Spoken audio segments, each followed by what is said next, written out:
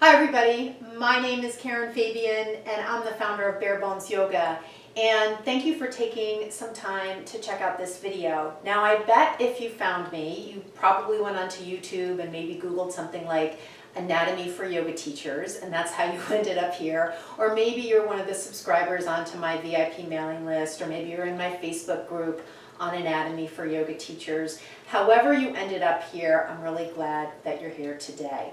So I wanted to talk about the distinction between the shoulder joint and the scapula. And you might right out of the gate be thinking, how can you make a distinction between the two? Because the scapula is part of the shoulder joint. Now, if you're thinking that, you're correct, because of course, so many things in the body are connected, interconnected, work together. And the body, of course, is something that we really need to think about as a system. However, as with all things, there are ways we can break things down into their finer parts, and this is one of those conversations. And it's something that comes up in the context of yoga teaching, because sometimes we'll give cues to the shoulder, and sometimes we'll give cues to the scapula.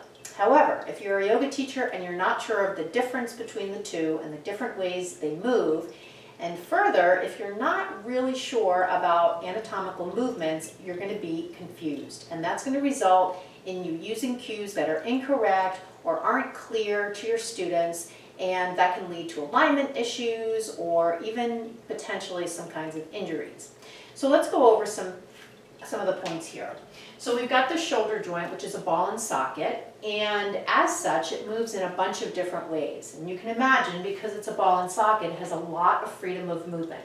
Unlike something like the knee joint, which is a hinge and doesn't have as much movability as the ball and socket of the shoulder and the hip.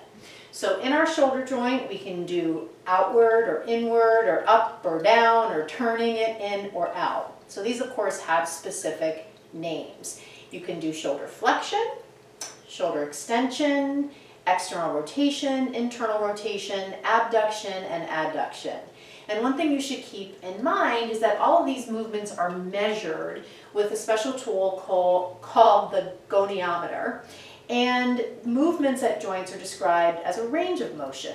So if I do this, or this, or this, or this, or this, it's all shoulder flexion. It's just different degrees of that anatomical movement.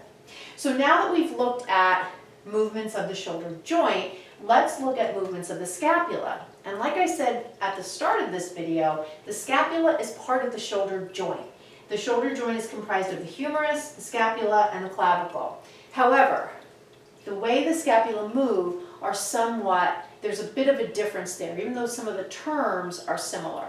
So you can see the scapula on the skeleton. I'm going to show you in my body because the scapula are fused onto the skeleton. So I can lift my scapula, I can drop them, I can bring them towards one another, I can move them away from one another. And then if I look at just this bottom tip here, I can take that bottom tip and shift it out to the side, or I can take that bottom tip and shift it down. So now that you know the movements, because you can see them in my shoulder, in my scapula, let me give you the terms. So moving them up is elevation. That makes sense, right? Moving them down is depression. Moving them in is retraction or adduction. Moving away from the spine is abduction or protraction. And then taking that lower tip and moving it out laterally to the side is upward rotation versus downward rotation. Now you'll notice in order for me to upwardly rotate my scapula, I have to move my shoulder joint. So that's an example of how the two are interconnected.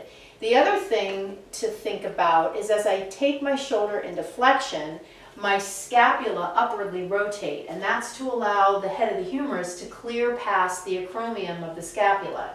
If my scapula didn't upwardly rotate, I could only get my shoulder joint into flexion about to here, and then this would smash into this, and there wouldn't be much more it could do. So the body in all its genius was built so that there's a rhythmic coordination between the scapula and the humerus, and as I take my shoulder into greater degrees of flexion, the scapula tip taking this and shifting it up and allowing the head of the humerus to clear.